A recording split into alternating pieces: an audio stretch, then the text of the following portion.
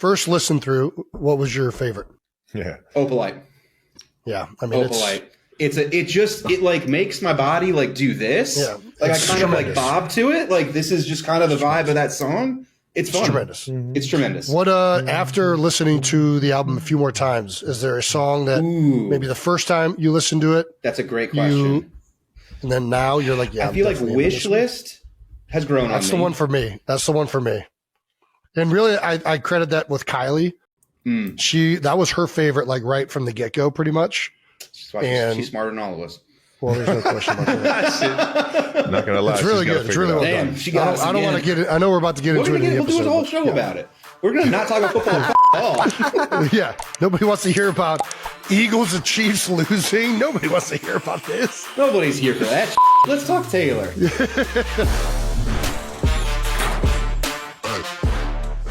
Welcome back, ladies and gentlemen, boys and girls, to New Heights, a Wondery show produced by New Heights. How about it, huh? Brought to you by Peloton.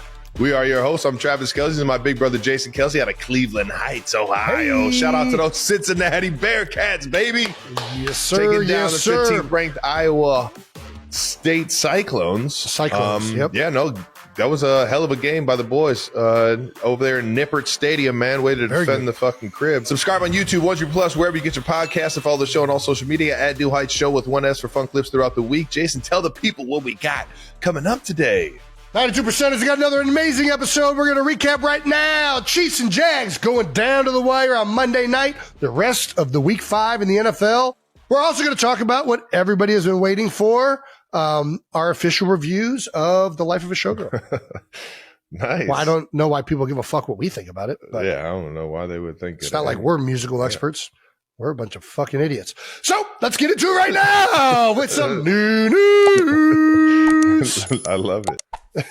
First item of new news, though, we have incredible guest episode.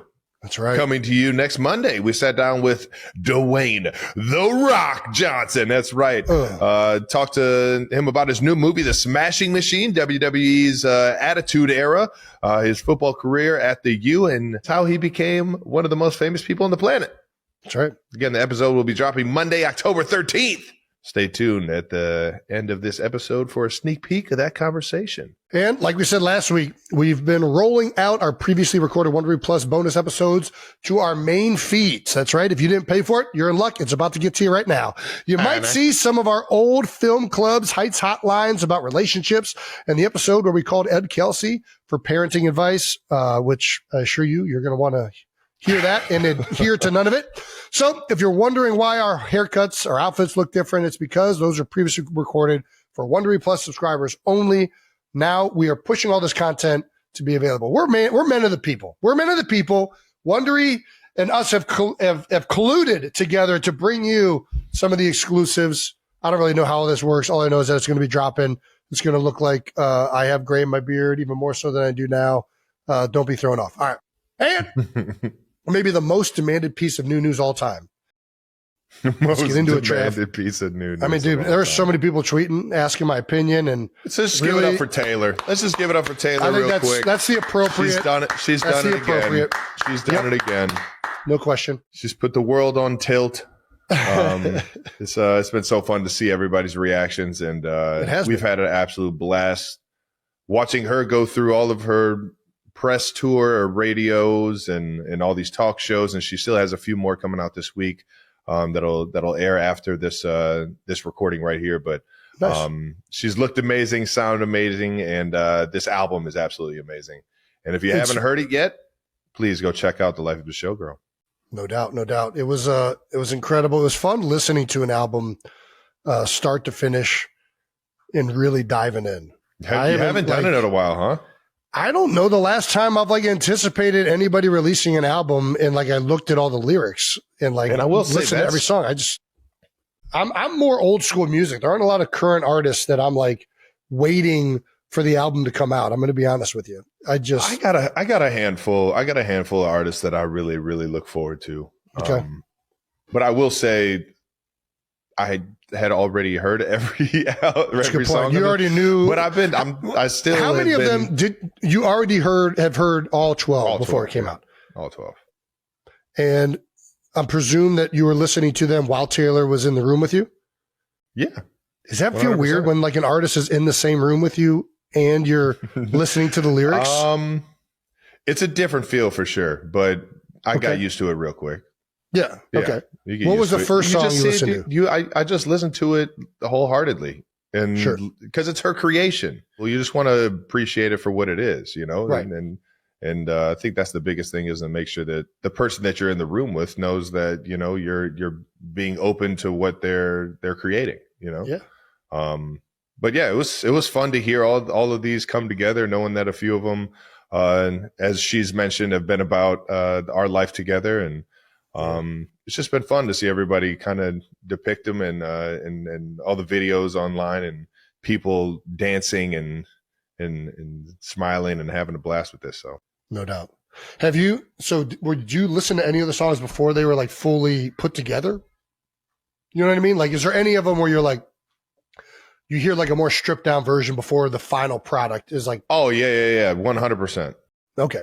That's got to be cool. That's one of the things when we've done the Christmas album. Really appreciate the whole like. That's kind of what Max I was talking Martin about. And production, like all that goes mastering into it. Of the sounds and like hearing like the first version versus like the final version. Like I'm listening to these songs still in my car to work and back and forth from home every single day. Like, man, they fucking crushed it, you know, because it didn't sound as like. I don't know if profound's the word, but like, yeah, a lot of the sounds didn't come through as much for the first times I heard them. But either way, I mean, 10 out of 10, they all fucking killed it. No, there's a reason those guys are highly regarded in the industry for sure. All right. Well, where do we start with this thing? I don't know how to do an album review. I've never done one. I don't think I'm qualified to do one. I don't think we should do. I think we should just that's fair. Have All fun. Right. I'll ask you this, Jason. What's the question that everyone wants to know is what's Jason's favorite songs on the album? Favorite songs. Well, as I texted you the day it came out, I would say the top two songs that I liked right away were Opalite and Eldest Daughter. Yeah. And Opalite, I mean, it's just like, I'm a sucker for any like type of like, trying to think like the right way to describe it, but like this, like you're down in the dumps, everything is kind of, you know, not going right. You're uneasy in the world. Onyx skies turn into Opalite. Fucking, we're back in it, baby. And like, I'm all about it. The vibe of the chorus is very Christmassy to me, which makes it feel even more joyous. Yeah. I just like love the chorus is just such a catchy, like freaking groove. It's just a fun bop, man. Love that song. Love that song so much. Eldest Daughter, I'm a sucker for a ballad. And I just think the expression in that song and the sentiment behind it is beautiful. Yeah. Taylor, obviously being an amazing writer, knocked out of the park with that one. I really love that song. Then my other top three on the first time listening through were probably Fate of Ophelia, Life of a Showgirl, and Actually Romantic. I like Actually Romantic a lot. It's kind of almost like that's become like my, like, I wouldn't say new favorite, but like, that's the one I catch myself going to whenever I look at the list. I loved it. I really did. It's got that like that alternative rock, like it feels 90s to me a little bit. Like if yeah. I love that shit. And then to me, when I was listening to it the first time, and I don't know if this was the intention by Taylor. Man, she makes talking shit sound so sweet. I thought that was a lot of fun. Wish List now is probably one. I would put that up there with my top tracks on the album. And Kylie listened to that first, and she was the one who kind of like told me to go back and listen to that one. And I listened to it while reading the lyrics because sometimes I need to do that. But I think the sentiment behind that song is fantastic. Yeah, and I think, it's very well done. It's clever. It talks about like what life really is about and like what relationships are really about. And I think it's just very well done. But I like all the songs. I like Honey. As you know, Kylie hates being called pet names. That song's fantastic to me because it flips like, because pet names can be very condescending, right? By nature, like people can for sure take it that way. But when it's said by somebody, called the word buddy, like some guys just hate being called buddy. Don't call me buddy. I'm not your buddy guy. I'm not your guy, pal. But No, Honey's fantastic. And I think she hits the nail on the head of like why in a relationship it feels different when somebody calls you honey, when somebody that loves you. And I think that's well done. Wood, great soundtrack. How do you feel about Wood? Let's ask this. How do you feel about Wood? It's a great song. It's a great song. Yeah. Do you feel like not? Do you feel? Trying to think of the word. Do you feel not confident? Do you feel cocky? Do you feel cocky about the song Wood? No, like I mean, any song that she references me. That's not just any song. It's very like this is a very specific you. I love that girl. So what do you mean? Any song that she would reference me in any? Well, it's not just you though. It's an appendage. It's not just you as a.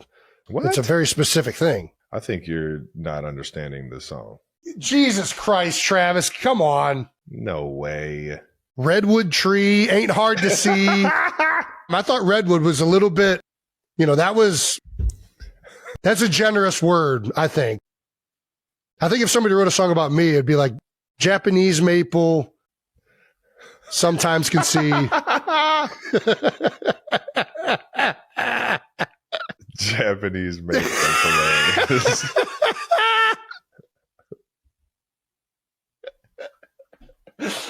That song's great though. The freaking the beat to that song is fantastic, and that's right up my alley. So well done. I think it's a great song. What other ones really caught? Canceled was one that initially when I listened to it, I don't like a lot of like ominous sounds typically, and that's kind of got like that kind of tone to it, right? It's like almost like a Reputation. Freaking, we're in like the Serpent era type deal going on. Yeah. But I think it's fucking awesome. Like pushing back on the concept of like cancel culture. Yeah. The way the internet like hyper fucking like analyzes people that they don't even know and all this other shit. And like how you really find out who your true friends are. Cancel feels to me very similar to a football team in a lot of regards where like when you're winning, everybody's friend.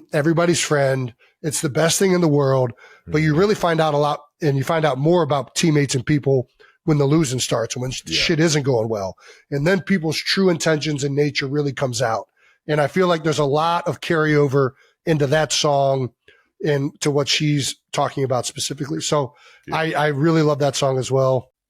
But yeah, I still think my top two are Opalite and Eldest Daughter. I think Opalite might be one of the most, it's up there with my favorite to listen to songs, certainly that I've ever heard recently. So it's a fun one right now in the car. You just can't help but like jam out to it. Very good tune. Very good tune. What do Kylie and the girls like? Is a question. I said Kylie, big fan of Wishlist. She was the one who really she was like, no, you need to listen to that one again. That one's fucking really awesome. Completely agree. And that's Kylie's mentality too. She's not a materialistic person. She's never been. All she cares about, like whenever I ask her what she wants for Christmas or her birthday or whatever, she gives me fucking nothing. She's like, oh no, I don't want anything. I just want to spend time with you. It's like, I know you want something and I don't know what to get you. So just help me out. Help me out. Just got to start throwing. You got to plan ahead, Jason. You just got to start throwing stuff out there. I know. So I have done it a couple times. Oh my gosh. Like look at this foot massager. I know. I don't listen. I've gotten better where I like buy things the moment just watch. I don't need a fucking foot massager. Yeah, no, she's not into lean into it. That's not her vibes. There's definitely a lot for Jason to comment on, and I'm here for it. Can't wait for the teasing to begin. Teasing? We kind of already got that out of the way. What would I tease about? His maple tree? The Japanese maple, baby. I have more of an ornamental tree cock. My cock is more of an ornamental bush.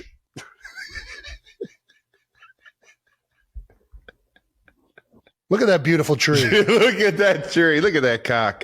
I got one right outside. And inside. There we go. That's too funny. They're highly sought after. 92%ers wanted to know our reactions on New Heights getting a shout out. Yeah, new heights of manhood. That was pretty cool. That's pretty cool. It was shout out. Wood, right? Yep. Yep. I would have paid good money to watch Jason listen to the album for the first time, specifically for Wood. I don't know why everybody wants to see me responding to that song so much. That is like because they know you're in on I'm a big, you know, obviously Nick Foles. Nick Foles. I mean, I'm in on the Wood. I am. I'm in on the Wood.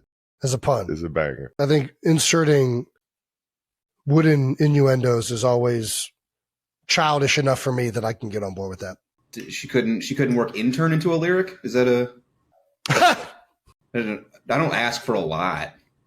Yeah. I thought maybe it rhymes with a few things, but that's okay. I'm sure. It's probably close. It's on the next one. Taylor's on the next one. Yeah, I'll throw that in there. Just let her know. I wonder what would a song with intern Brandon in it consist of? Like what? I don't know. Trying to think of. Canceled. I feel like it may be canceled. This is Taylor's new song. Why the fuck does it take so long to record a podcast? Yeah, exactly. Who knows who it's about? Could be about anybody. Yeah, it's a song about wanting to hang out with your fiance, but he's too busy podcasting because this intern Brandon won't fucking keep the thing on track. Oh, I love Taylor's new song. Can you fucking wrap it up? But overall, really enjoyed the album.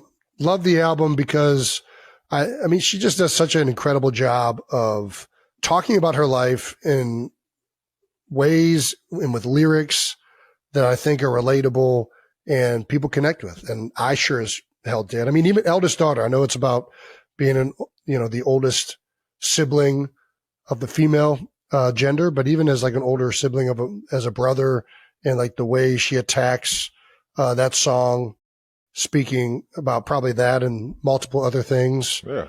I just think it's very relatable. And I think, I mean, I'm an eldest. Yeah, you are. You can relate because you have Wyatt is your oldest. Well, that too.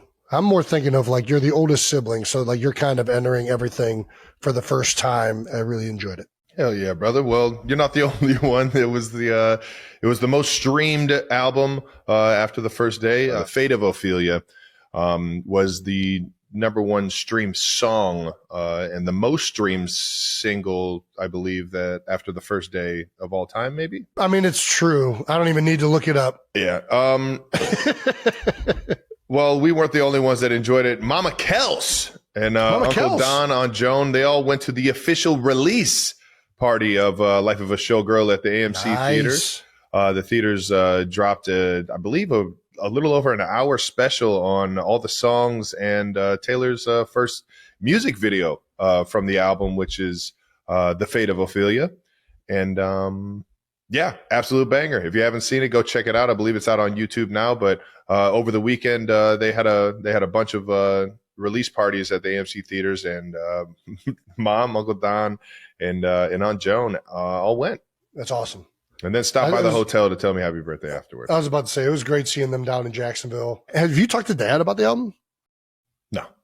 I haven't talked to him about the album either. No, I haven't. Maybe that's who we should get a live listen to. God, I'm terrified. Have Papa Kelce listen to Wood live and hear what his reaction is.